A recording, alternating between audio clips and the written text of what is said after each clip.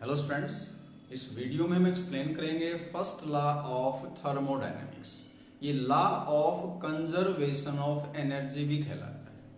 इस लॉ की डेफिनेशन है energy can neither be created nor be destroyed although it may be converted from one form to another. Energy को न तो create कर सकते हैं, प्रोड्यूस कर सकते हैं, और न ही एनर्जी को डिस्ट्रॉय किया जा सकता है। हम सिंपली क्या कर सकते हैं, एक फॉर्म को दूसरी फॉर्म में कन्वर्ट कर सकते हैं।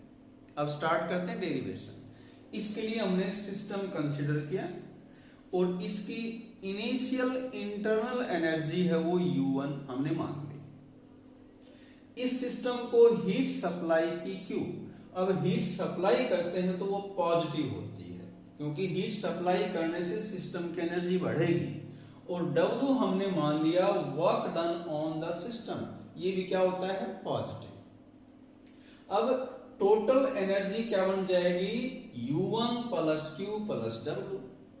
अब U2 को हमने मान लिया टोटल इंटरनल एनर्जी, और अगले स्टेप में हम U1 को लेफ्ट में ले आएंगे तो राइट साइड में बच जाएगा Q प्लस W। और ये क्या हुआ, चेंज इन इंटरनल एनर्जी किसके बराबर है, Q प्लस W। अब यहां से एक पॉइंट नोट करेंगे, Q और W दोनों क्या हैं, पाथ फंक्शन, लेकिन दोनों का सम है डेल्टा U, ये क्या होती है, स्टेट फंक्शन। तो ये हमने डिराइव किया फर्स्ट लॉ ऑफ थर्मोडायनेमिक्स। अब कुछ इंपॉर्टेंट रिजल्ट्स हैं जो इस हम फर्स्ट लॉ के लिए डिस्कस कर रहे हैं। फर्स्ट है for isothermal reversible irreversible expansion of ideal gas. अगर प्रोसेस आइसोथर्मल है तो उसमें हमें पता है टेम्परेचर चेंज नहीं होता, और इंटरनल एनर्जी है ये टेम्परेचर का फंक्शन है। अगर टेम्परेचर में चेंज नहीं है तो इंटरनल एनर्जी में भी चेंज नहीं होगा, तो डेल्टा U क्या हो जाएगी, जीरो। डेल्टा U अगर जीरो पुट करेंगे तो Q किसके इक्वल हो जाएगा, माइनस W। सेकेंड केस है for expansion of ideal gas into vacuum. अगर वैक्यूम है इट मींस जो एक्सटर्नल प्रेशर है वो जीरो है, और अगर ये P जीरो है तो वर्क क्या हो जाएगा, जीरो। और क्योंकि वैक्यूम है तो जो गैस एक्सपेंड होगी उसने कोई वर्क नहीं किया, इसलिए वहां डेल्टा U है वो भी जीरो होगी।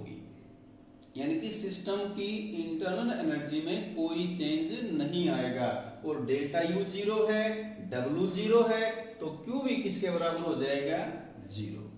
थर्ड केस है फॉर एडियाबेटिक प्रोसेस। हमें पता है एडियाबेटिक प्रोसेस में सिस्टम सराउंडिंग के बीच में हीट एक्सचेंज नहीं होती, तो यहां पर Q क्या हो जाएगा, जीरो।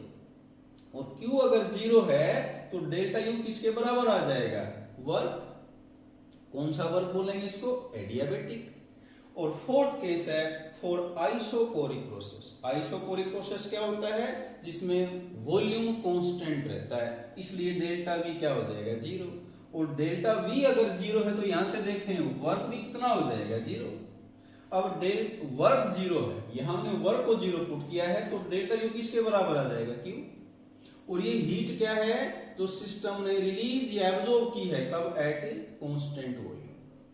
तो यहां से हम क्या कह सकते हैं, change in internal energy is equal to heat released और absorbed by the system at constant volume. तो ये हमने एक्सप्लेन किया about first law of thermodynamics.